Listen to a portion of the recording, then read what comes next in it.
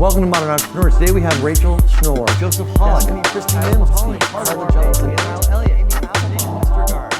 Welcome to Modern Entrepreneur. I'm Landon Ray, and today we have Brandon Anderson, who helps businesses connect with their audience to drive bottom line results. He co-founded Saralytics, which is a content intelligence platform, in 2016 because he saw that there was no easily accessible and data-driven way to answer the question, what should I write next? Saralytics is now used by companies of all sizes to take their content marketing programs from guessing what will work to knowing what will work. Brandon has over a decade of online marketing and product development experience. He's a data-driven guy who prefers objective data over subjective opinions, though an opinion here and there doesn't hurt as long as it's his. All right, Brandon. Thanks for being here. Yeah, thanks for having me. Appreciate it. Yeah, tell us what Saralytics is. So Saralytics, as you kind of mentioned, is a content intelligence platform, but really the problem that we're solving is that marketing organizations, of all sizes, waste entirely too much money on creating content that their audiences don't care about. That's true. That's one of the biggest things is that they create a bunch of stuff, they don't know what's going to work, they create it, they put it out there, and it's not easy to create content. Content's expensive and painful. And it's more and more expensive as we go, because if you want to create something that's really going to resonate with people, it's not just a matter of like throwing up a blog post that's 400 words anymore. Like that worked 10 years ago. That doesn't work now. Like you need something that's really special to actually make it work. Yeah. And so what we do is we help identify what your audience's real pain points are, and we use data to do that. So we can identify what the pain points are in your industry, and we can also see like what content you currently have and what topics you're writing about that are underutilized. So maybe you have something that you've written about, like you have a piece of content that has done great, a topic that your audience loves, but then you didn't cover it again. And we'll identify that and say like, hey, you uncovered this diamond, it's beautiful. Like you should repurpose this. You can turn this into run with it more. Yeah. And so we help companies like identify what those things are and identify where they have gaps in the industry, and then that leads to all sorts of things. Sure. How do you do that? How do you uncover those sort of problem points and exactly what content needs to be created? Absolutely. So the first thing starts with how we get data in.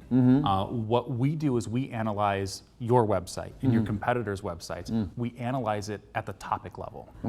So like Google goes out to a website. Google will analyze and it'll say, here's what these pages are about. We do the exact same thing. Right. We say, hey, you have these pages are about these topics. Yep. Great, we do that for your site, we do that for your competitor's site. Programmatically.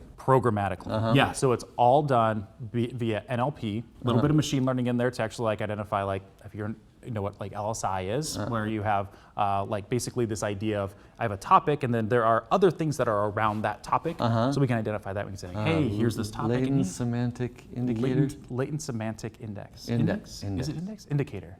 Indicator, I thought. But I use LSI so often I don't even know what it stands for anymore. Okay, yeah. Like, do you know what DNA stands for? I know the word diribonucleic acid. Nice. Not too bad. Wow. Did you see that? You know why though? I have a 13-year-old.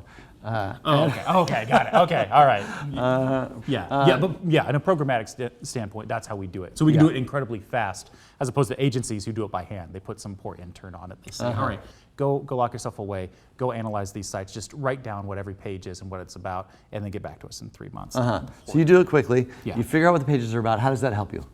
Yeah, so now you know what everything is. So now you can say, okay, well, here are things that we've covered that do really, really well, and also here's stuff that we've covered ad nauseum, right? We don't need more content about this stuff. We covered the hell out of this. Let's not do that. Here's new stuff that we have an opportunity for. But then the big thing is when we look at your competitive set. Okay, your competitors are having amazing success because we actually identify how much traffic they're getting too. So for a topic that they're writing about, hey, they're getting a ton of traffic writing about this topic.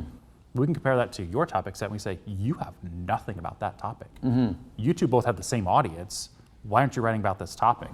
I actually just got off of a call, like literally 20 minutes ago, and we were going through, it's for a spa, and we're like, here are things that you need to look at. And they're like, wow, we didn't even think to write content about this. Didn't even think about it, but their competitors are writing about it and having amazing success. So they had blind spots, and that's what we're uncovering. Where are your blind spots? Where are your blind spots, and where do you need to start creating stuff? Cool. Yeah. And then people presumably write about those things, and then success follows. So Exactly. Well, and it helps because they can say, we know that we need to write about these things Yeah. instead of just guessing. Because when you guess, you basically just write as much as you can. Yeah. But when you have a good idea of like, these are the things that will resonate, you can say, instead of writing 10 blog posts, we're going to write 2. really good And ones. they're going to be really good. Yeah, and we yeah. know that these are things that are going to resonate. Yeah. Yeah. Good. Well, that's awesome. So you started this, and it's a software company, effectively. Yeah. Is it consulting along with it, or is it people sign up and do it themselves, or what is this? It is. Our full intention at the beginning was to be purely software, but it got led down the services path because people want solutions. Yeah. And sometimes software is not the solution. Sometimes they want somebody to actually tell them. So we're a bit of a blended service SaaS model. Yeah. Cool. And so congratulations on getting that started. Oh, thanks. It's been, sounds like a couple of years now. You got a little bit of traction. People are using Yeah. it. You said businesses of all sizes. All sizes. Yeah. I mean, everything. We have some companies that are just a couple of people. Yeah. You know, and they're like, hey, we don't want Yeah. to waste time anymore. Sure. So they use us. All the way up to large financial institutions, large insurance companies Yeah. are using our software as well. Cool. Yeah. Congratulations. So, Thanks. and then you said 10 years in, or I said for you, 10 years in digital marketing before that. Right. So you got a real solid foundation in the space. Yes. Yeah. Started out in websites, doing like website development. That led to SEO. SEO led to everything else, marketing, led Yeah. to content marketing, and then here I am Yeah.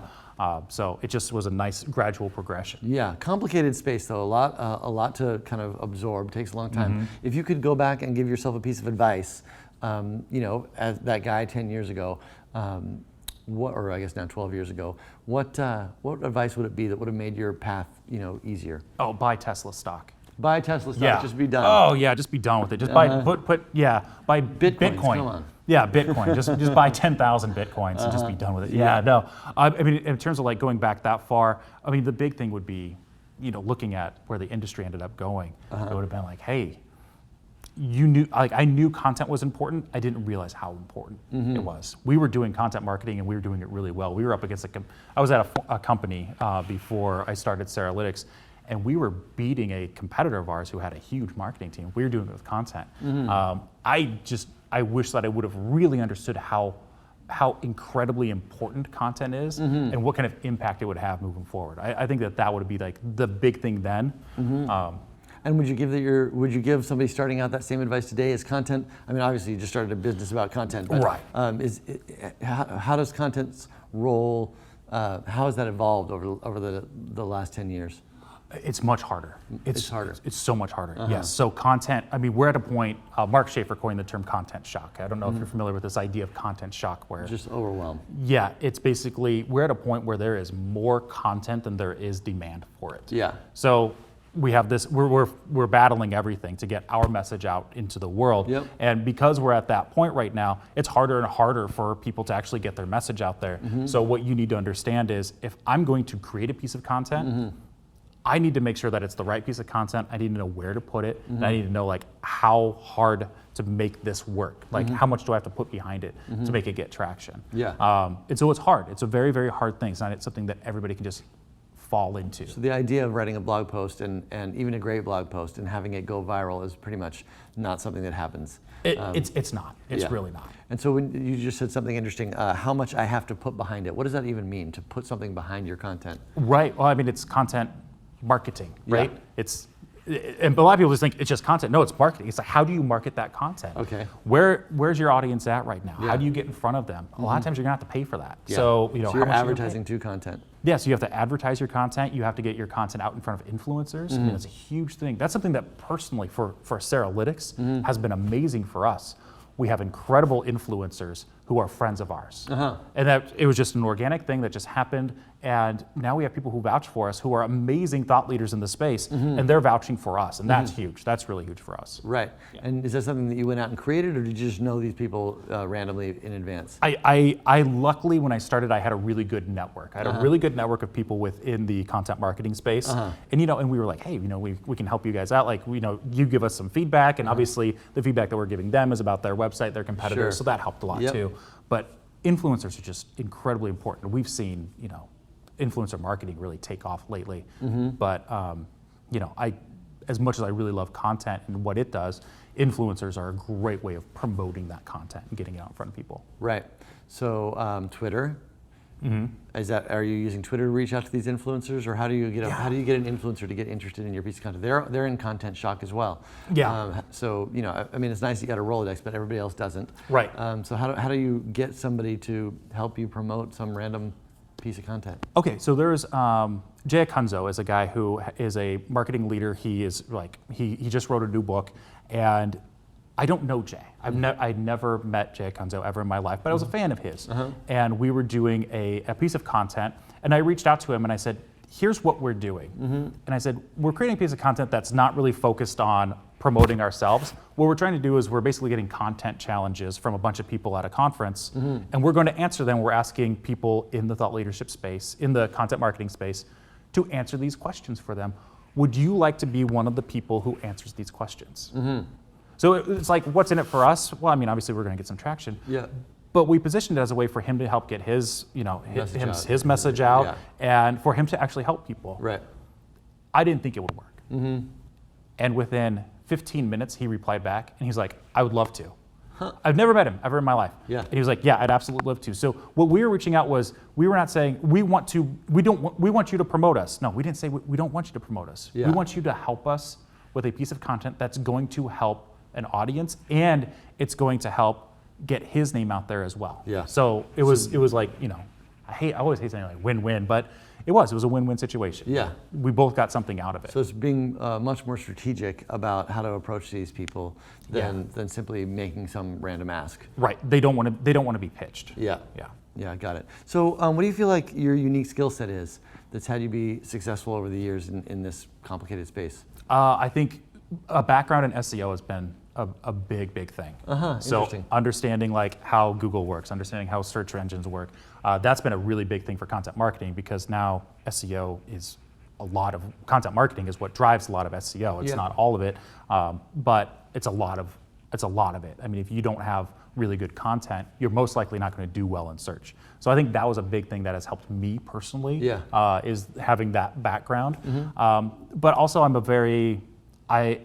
I love data. I love like the left brain portion of data. I'm also a very creative person as well, so I kind of like have a nice mix between the two. And I love just learning new stuff, so I'm able to take things that I've learned from one place and say, oh, actually I could combine that with this over here, and you normally wouldn't put those together, but when you do, it's like, oh, this actually makes a really good solution to a problem. Yeah. So I feel like that's what I bring. Yeah. So tell me this: if one doesn't have a background in SEO, what do you recommend? How do you go? I mean, it's such a complicated history of and an industry. Is there a resource that you would point people to go like, you need to read this book, or go dive into this website for 10 hours, or how do you learn that? If you want to get into SEO, my number one resource, the website Moz, has an amazing beginner's guide to SEO. Anybody who says, "Can you tell me about SEO?" It's like, just go read that. Yeah, we had Rand actually on this podcast last year. Oh, did you really? Yeah. I talked to Rand back in September. He and I had a conversation. Yeah. And he's like a personal hero of mine. So I was like, I'm talking to Rand Fishkin. It's amazing. Yeah. But yeah, that's incredible. Yeah, and his stuff. I mean, he's like the original. He's the original gangster of SEO. OG, SEO. Yeah. So that's definitely a place where I'd start. We also have a newsletter that we produce where it's called Sketchalytics, and the newsletter is basically, it's one sketch, and it's about like something. It's in SEO, content marketing, business, whatever it is. But it's just one sketch that just explains a concept. So like one of the things that we had was, what are the ranking factors on a website, like on a page? Yeah. And we just have like it's like, boom, here it is, and then we explain it. But that's something that if the audience is interested in, it's called Sketchalytics, and you can find it on our site. Interesting. Yeah. Cool. So tell me this: you said you were really into learning new stuff. What are you learning now? What's the most important for you to be tackling? Oh, boy, right now, I think the biggest. I'm a dad. I have two kids, 4 and 1.5. So that's a lot. That's a big learning curve. From a professional standpoint, the big things that I'm looking at right now are around content strategies that really work for companies, and how to actually really develop a content strategy that doesn't just work now, but that builds a foundation for everything moving forward. As we work with more and more companies, like I mentioned, we're a software company. Yeah. Originally, we wanted to be just a software company. If I go back and give myself a piece of advice when we started the company, it's don't assume that your solution is what people want, but if you know what the pain point is, just listen to what people tell you they want. And for us, people said, well, software is great, but I really want somebody to make sense of this for me. I don't want to dig into data. Yeah. Can you just tell me what to do? And that changed our entire business. Because all of a sudden we're like, oh, we need to actually produce things like content strategies. We need to create content calendars. We need to talk, produce measurement reports. Yeah. And that became something for us to do. And we just followed what the clients wanted. They wanted more services, so we added that. And the backbone of it is the software that tells us what to do. Sure. But then they just want to hear it from a person. Yeah. Here's make what you sense should of be it. doing. Yeah, that's a super important point. I actually can totally relate to that because I think for a long time when we were getting started back in the 2006 through 2010, I had some pretty clear ideas about what I wanted to do and what the market needed, and I struggled for 3, 4, almost 5 years until I was quite honestly almost out of money and almost out of time to be screwing around with this crazy idea that I had. And it finally was the point where I was like, you know what? I just gotta give them what they say, what they say they want. I just gotta do that and quit screwing around with every other idea. And it basically took me about 6 or 8 months with the engineers that were with me at the time to build what they were saying they wanted, and lo and behold, that was the thing. It's like all the people who tell you listen to the customer, be like, Yeah. but I have such a good idea. Yeah. And for me, I had an idea. I was like, I know what my problem is, Yeah. and I know the solution that I want, and that's what we built. Yeah. And then I realized as we went out there, not everybody's me. Yeah, and not in fact, everybody's they're you. usually not as geeky as you, right? Right. Yeah. And so they really want, they want what they want. Yeah. And even if you have an idea that what they want is not ideal. I mean, shit. Just today I was announcing features that, quite frankly, I wouldn't build into our platform if it was up to me. And I've been kind of fighting this tidal wave of demand for years, to be honest.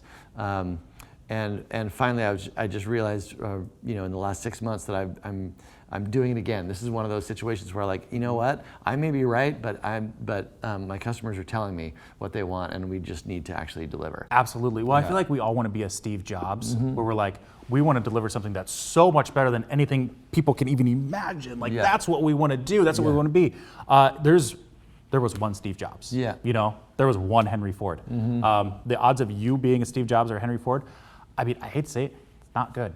Your odds are not good, but your odds of actually building a really successful business are going to come from listening to what people tell you they want. Yeah. And really getting to the needs of it too. Yeah. That was the thing that I was talking about today in my presentation. It was if I fall down and scrape my leg, and I look to you and I say, Landon, can you go get me a Band-Aid? You might think that my pain point is that I need a Band-Aid.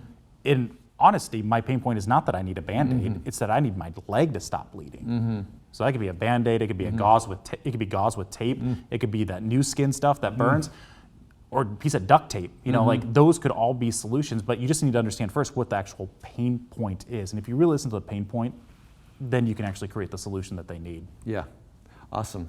So, you're obviously a guy relatively early in your career. Still, 10 years is a while, but it's not a career. Yeah. But if you can think forward and what you might like your legacy to be about, what would that be for you? My legacy, from a personal standpoint, is raising 2 great kids. Yeah. That's obviously the biggest legacy. It's just how to raise 2 ornery kids, and and hopefully give them everything that they need to make a successful life. I mean, that's first and foremost. But from a business standpoint, my goal is to help businesses, and I want my legacy to be that I helped businesses better connect with their audiences and provide real value to those audiences. I feel like businesses have kind of gotten away from the idea of providing value anymore. They're like, we want to drive profit. Well, you only drive profit if you drive value first. You have to provide that value. And so uncovering that is really, that's the big thing for me. And if content marketing does that. Content marketing is providing value for free to your audience. And I feel like if more businesses did this and did it really well, everybody benefits, including the customer. You've had some perspective now over a decade or so. What do you think it is that it means to be a modern entrepreneur today? I think we covered a little bit of it with the listening to like the pain points of your audience and being flexible in terms of, I have this idea, but really understanding the pain point and then being agile enough to really like meet that demand. Large organizations are horrible at pivoting. They are horrible at being agile. Yeah. For an entrepreneur, we can do it easily. We can do it in a night. If we're just one person, we can just all of a sudden decide that's not the thing. Yeah. All right, new path, Yeah. and do that. I think that's the biggest thing. It's the biggest advantage that we have as being small is having that agility. Yep. And in order to be agile like that, you have to listen. And so it's be agile, but listen, because you need to know when you need to make that pivot. So that would be my advice. Awesome. Okay. Brandon, thank you so much for being Thanks, here. That was a great appreciate it. This is conversation. great. Yeah, would you sign our wall? Absolutely. Thanks. Wow, this is fantastic. Yeah. Just a bit of work. Yeah, right.